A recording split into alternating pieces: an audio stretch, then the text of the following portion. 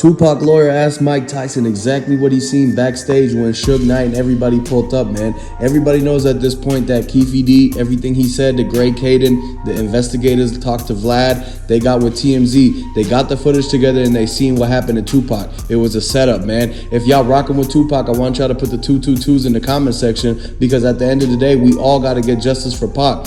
And so basically what they're saying is that this came down to 3 witnesses that's actually deceased, and the fact that the one remaining person is actually a person of interest, is a suspect. This is why they got Keefe. They used the statements against him just like how they used the lyrics against the rappers. It's the same process. They knew he was a street guy. They knew exactly where he was. But the thing was is that for the longest time, they couldn't even do anything to Keefe because he was in LA, where he had the actual proffer agreement that was keeping him from actually getting locked up for the Tupac thing.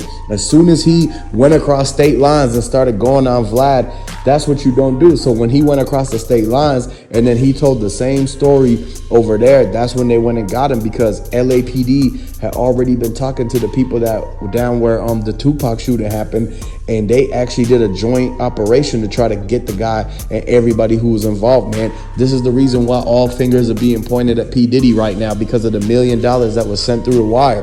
A lot of people got to understand, man, when they made that fake record label to send $1 million through, the things didn't add up. The tax people, the accountants and everything were looking at it like, it looks like they didn't want to put their hands on it, because they knew at the end of the day that Diddy has something to do with putting $1 million hit out on Tupac. This is what all the people were talking about when actually the news came out breaking, saying that the feds were looking for Diddy and that they were going to send him to Rikers Island. Because one thing y'all got to understand about Rikers Island is that they actually more Tupac fans in there than Diddy fans. A lot of people got to understand it was way more Tupac fans in the world than Diddy fans. And if you rocking with Tupac, if you a Tupac fan, I want you to hit the like button and subscribe to the channel. Comment and let me know, are you rocking with Pdiddy or are you rocking with Tupac? Because we rocking with Tupac over here. Tupac was a legend, man. His voice was carried through the whole world. He was as big as Kobe. He's as big as Tiger Woods, the greats like Michael Jackson, the Mount Rushmore. When people talk about the Mount Rushmores, how come they never talk about Tupac?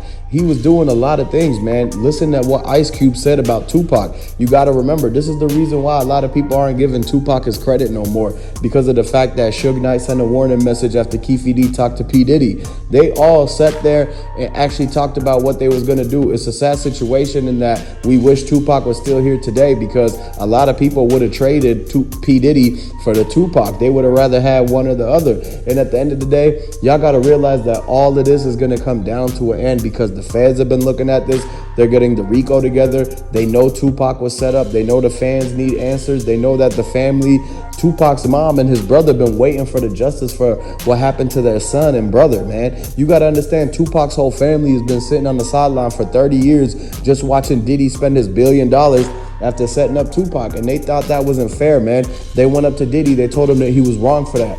Everybody that tried to set up Tupac even looked at Tupac the wrong way. Anybody that ever looked at Tupac funny, thought about him, hated anybody that owed Tupac money, they wrong for that, B. They wrong for that. And this is the reason why a lot more people is speaking out now. Everybody is paying attention, and the Tupac case is bigger than ever. And y'all got to understand, man, this whole thing got a lot of people divided. They try to divide everybody before. They try to get y'all to actually fall for that east side, west side thing and make you pick sides and take each other out. They made you fall for that.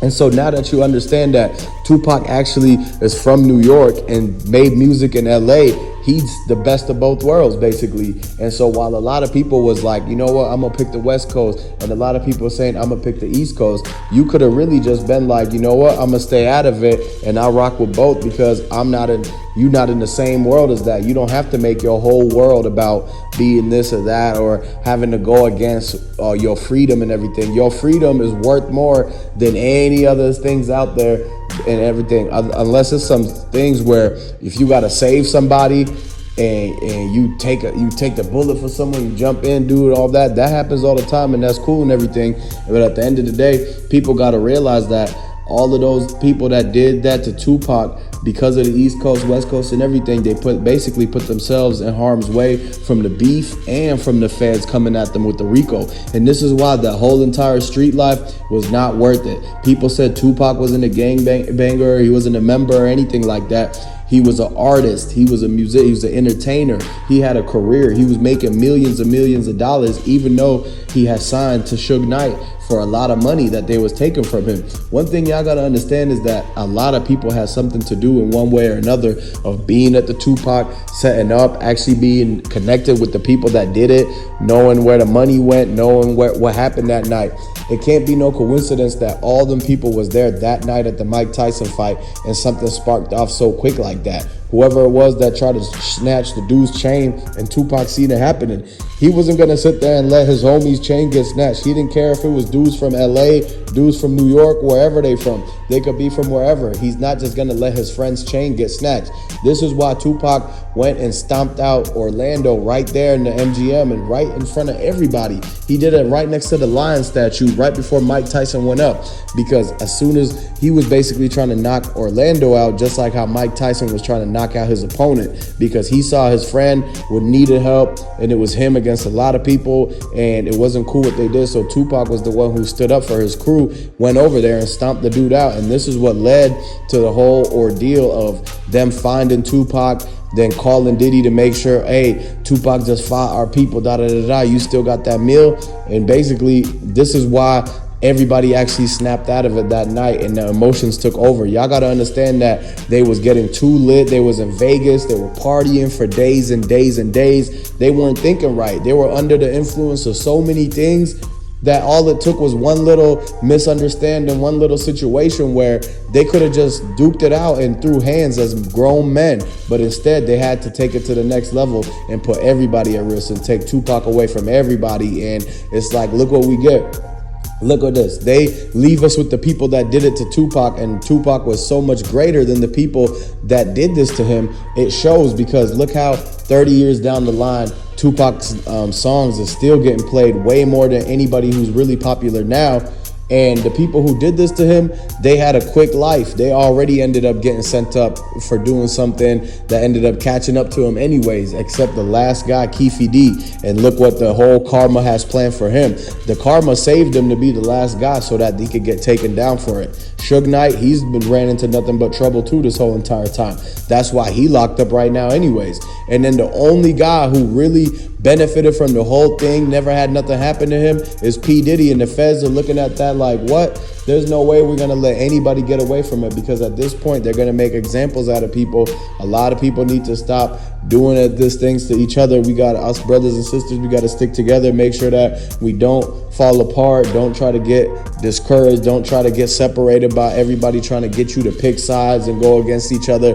That ain't cool no more. It worked on the last people, but it's not going to work on this generation. And y'all got to understand, this whole generation is riding with Tupac no matter what, man. So y'all got to basically understand this. And if it ain't one thing, it's another. And this whole entire situation is being looked at 27 years later because the LAPD caught up with the Vegas PD, and they basically went to take down Keefe.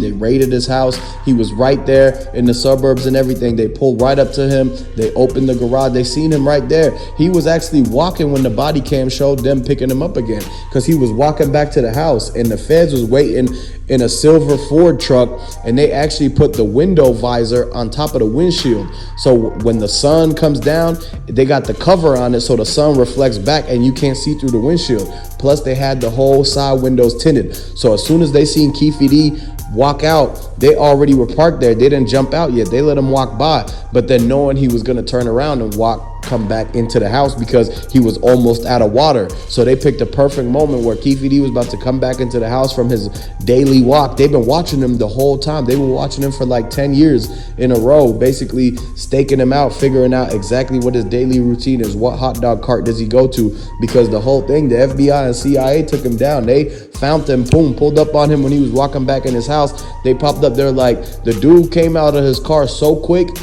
that Keefe had no time to react. He took one step forward and the dude popped out in front of his face, said he under arrest for the whole Tupac situation and that he had the right to remain silent.